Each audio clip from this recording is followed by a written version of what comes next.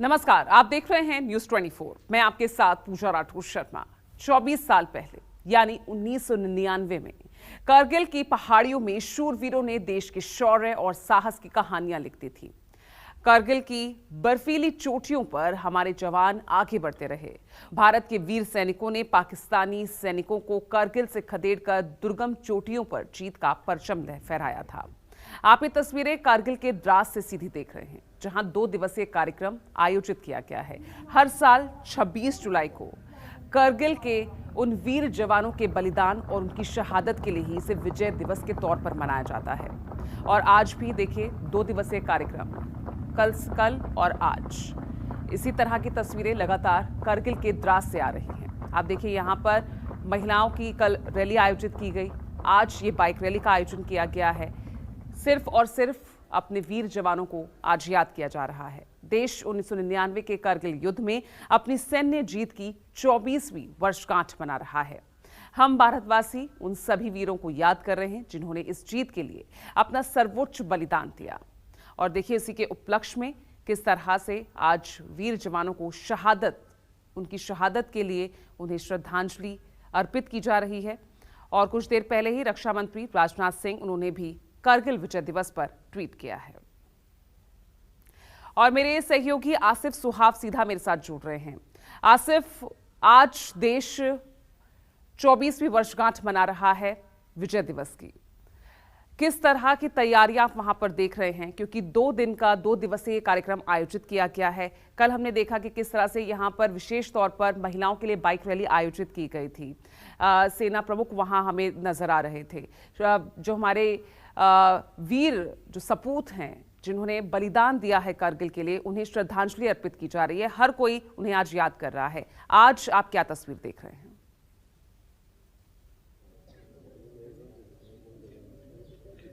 देखिए, कारगिल विजय दिवस का समारोह हालांकि आज मुख्य समारोह होना है और 24वीं वर्षगांठ के मौके पर यहाँ माहौल दोनों जश्न का भी है और काफ़ी भावुक भी माहौल नज़र आ रहा है, क्योंकि जो 559 शहीद जवान और अफसर हुए थे जिन्होंने इन कारगिल की ऊंची चोटियों को दुश्मन से आज़ाद कराया और अपने देश के लिए अपने आप को समर्पित किया, अपना बलिदान दिया, वो सारे जो शहीद हैं उन्हें यहाँ पर याद किया जा रहा है। और उनके परिजन, उनके जानने वाले, उनके अफसर उस समय जो यहाँ पर रह चुके हैं, साथी रह चुके हैं, वो सारे यहाँ पर कई सारे लोग मौजूद हैं और इन शहीदों को श्रद्धांजलि लगातार दे रहे हैं। और इसके अलावा जश्न का भी माहौल ज़रूर यहाँ पर दिखाई दे रहा है। हालांकि इस जश्न की शुरुआत जो है कई दिन पहले ही हो गई थी। दिल्ली से भी 18 जुलाई को एक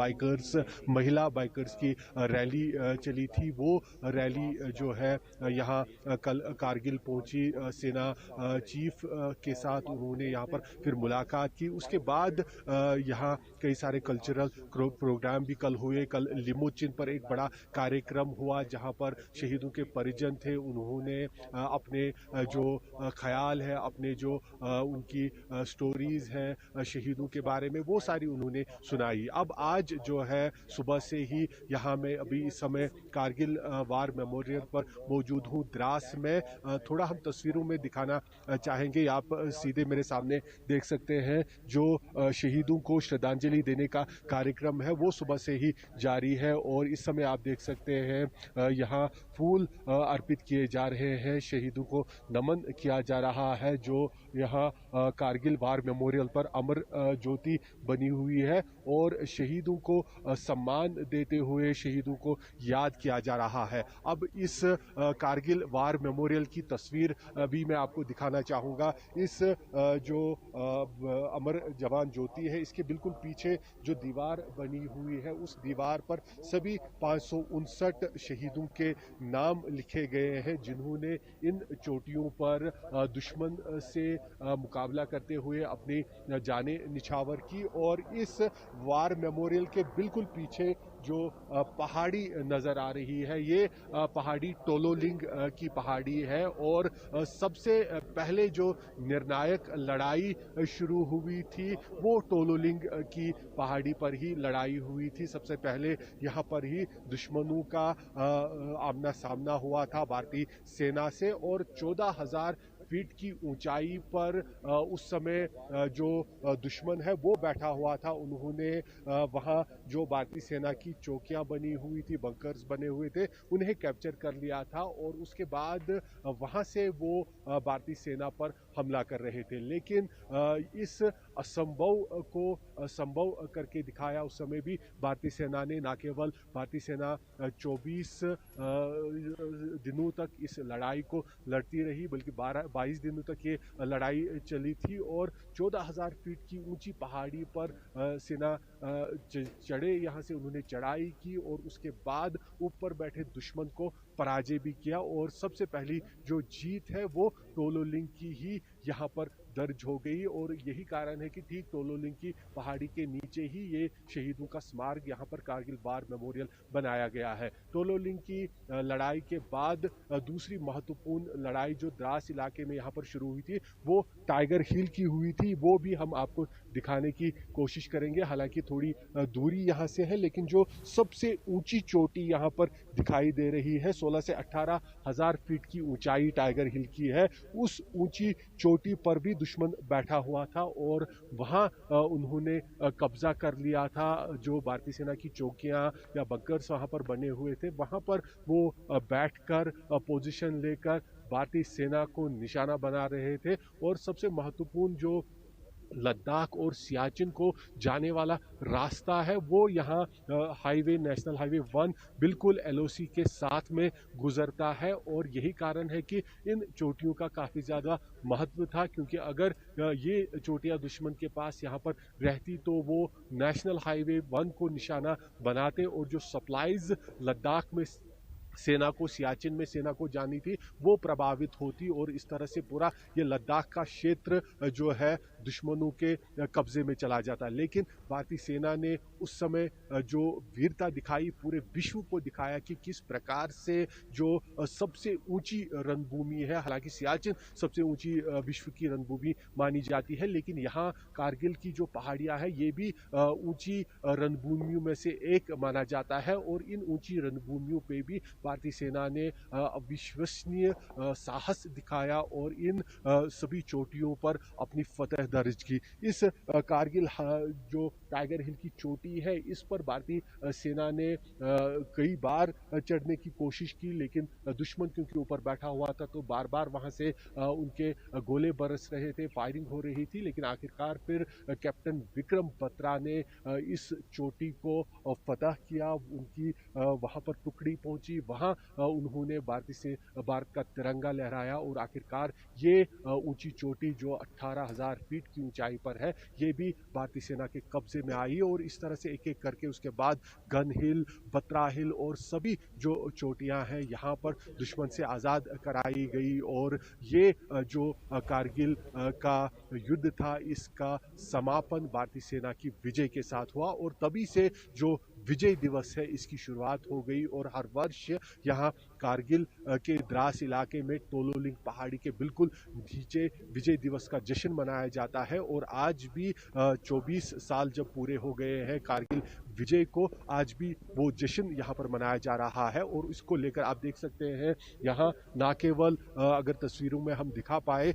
ना केवल जो वीर नारियां हैं वो यहाँ पर मौजूद है, जो शहीदों के परिजन, उनके दोस्त वो मौजूद है, बल्कि देश के अलग अलग हिस्सों से, देश के अलग अलग कोनों से लोग यहाँ पर पहुंचे हैं इस 24वीं वर्षगांठ, 24वीं आसिफ, बहुत खूबसूरत तरीके से आपने एक एक क्षण जो कारगिल में जो 11 साल पहले जो 24वीं वर्षगांठ आज जिस तरह से देश मना रहा है, जिस तरह से 1999 में जिस अदम्य साहस के साथ भारत की इन ऊंची चोटियों को वापस लाने में एक जीत हासिल की थी, वो गौरवपूर्ण पल आपने बहुत अच्छे से याद दिलाया। आप बने रहिएगा हमारे साथ। इस बीच देखिए कारगिल युद्ध में किस तरह से शहीद हुए शूरवीरों को श्रद्धांजलि देने के लिए उनके परिवार वाले जम्मू में बने बलिदान स्तंभ भी पहुंच रहे हैं।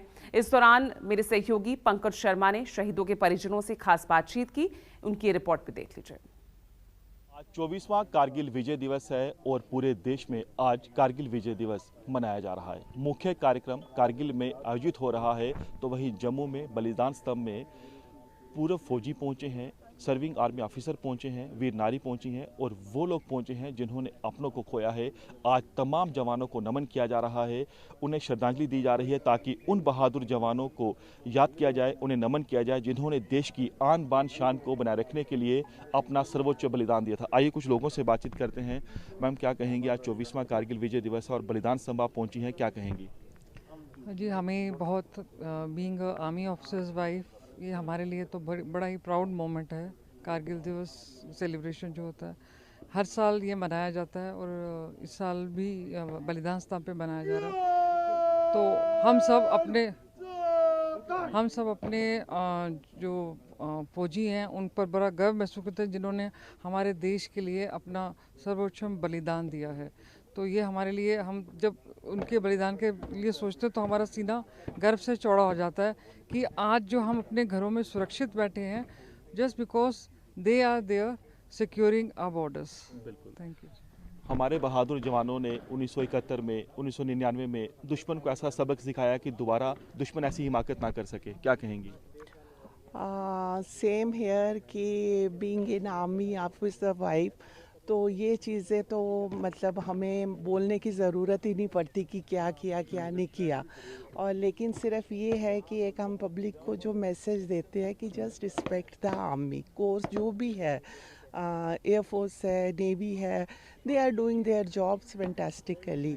और जो आज हम लोग, जैसे इन्होंने बोला कि हम लोग जो आज यहाँ पे सिक्योर लाइफ जो जी रहे हैं, वो बॉर्डर पे बैठे वो जवान, वो ऑफिसर्स जिनकी ड्यूटी से है, दे आर, उनके लिए एक रिस्पेक्ट ज़रूर रखें, जो इतनी शहादत भी देते हैं। और कई बार तो इतना, अब ये मीडिया के थ्रू काफ़ी चीज़ें जो पब्लिक के आगे आई, पहले तो ये इतना सब आता भी नहीं था कि कितना मतलब लोग अपने आप को फ्रंट पे ले जाके और ये सब करते हैं। तो थैंक यू सो मच। क्या कहना चाहेंगी, कितना गर्व का दिन है आज? Salute to the army persons, feeling too much proud to be here.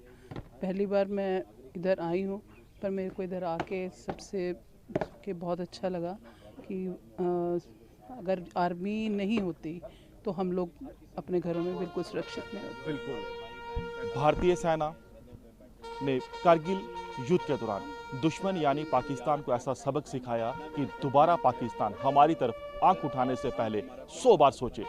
Cameraman पवन के साथ पंकज शर्मा, न्यूज़ 24 जम्मू।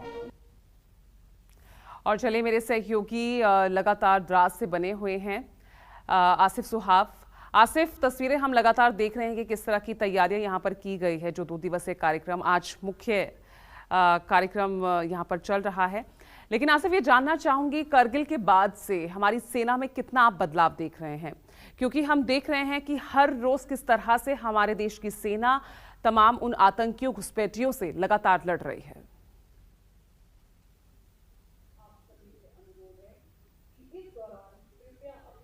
देखिए, मैं पिछले 3 दिनों से यहाँ पर मौजूद हूँ और जितने भी वार वेटर्न्स हैं, चाहे वो पूर्व सेना चीफ जनरल वीपी मलिक हो या दूसरे कर्नल जोशी हो, जो जनरल जोशी हो, जो यहाँ पर जिन्होंने कारगिल युद्ध में भाग लिया था, जिनके नेतृत्व में कारगिल युद्ध लड़ा गया, तो सबू के साथ हमने बात की, तो हालांकि सभी संतुष्टि जता रहे हैं कि काफ़ी बदलाव अब भारतीय सेना में आ गया है। भारतीय सेना जो साल 1999 में थी, जब उन्होंने कारगिल की इन चोटियों में अविश्वसनीय जीत को दर्ज किया, और आज जो भारतीय सेना है उसमें काफी आसमान और जमीन का अंतर है। आज भारतीय सेना काफी जो है सशस्त्र है, उनके पास हर तरह की टेक्नोलॉजी, सारी चीजें हैं। सबसे पहले थोड़ा हम तस्वीरों में आपको दिखाएंगे वही जिनके बारे में अभी मैं बात कर रहा था, जनरल वीपी मलिक, जिनके नेतृत्व में कारगिल कारगिल युद्ध लड़ा गया, इस समय वो शहीदों को श्रद्धांजलि देते नजर आ रहे हैं। या आप तस्वीरों में देख सकते हैं जो जनरल वीपी मलिक है, जो उस समय आर्मी चीफ थे साल 1999 में, उन्होंने शहीदों को श्रद्धांजलि यहाँ पर दी, फूल अर्पित किए और सलामी दी, शहीदों को याद किया, उनका आदर यहाँ पर करते हुए नजर आ रहे हैं।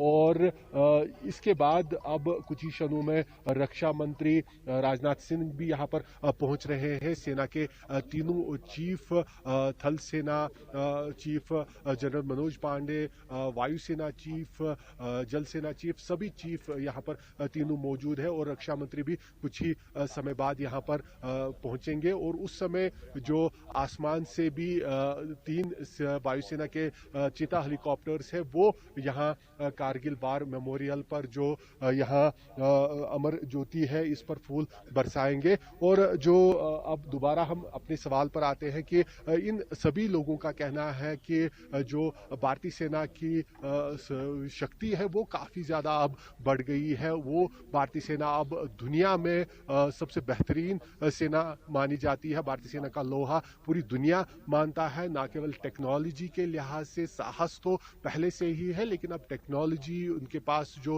हथियार है, उनके पास जो इंटेलिजेंस है, वो सारी चीजें अब काफी बेहतर हो गई है। लेकिन साथ ही में जितने भी ये, चाहे जनरल वीपी मलिक हो, जनरल जैशी हो, इन्होंने जो कहा कि सेना को हमेशा तैयार रहने की जरूरत हो, चाहे डिप्लोमेटिक लेवल पर देशों के बीच में, चाहे पाकिस्तान के साथ या चीन के साथ जो भी वार्ता हो रही हो या कुछ रिश्ते हो रहे हो, सीज फायर हो, वो सब अपनी जगह, लेकिन सेना को हमेशा बॉर्डर पर या अपनी जगह तैयार रहना चाहिए, सतर्क रहना चाहिए। ये इन्होंने कहा कि कारगिल युद्ध के बाद सबसे बड़ी सीख जो है वो सेना को मिली है और उस पर अमल हमेशा करना चाहिए, क्योंकि कारगिल युद्ध के भी दौरान जो देखा गया था कि जब अटल बिहारी वाजपेयी उस समय के प्रधानमंत्री नवाज शरीफ के साथ, पाकिस्तान के साथ मिलकर एक बड़ा पीस प्रोसेस आगे चला रहे थे, दोनों देशों के बीच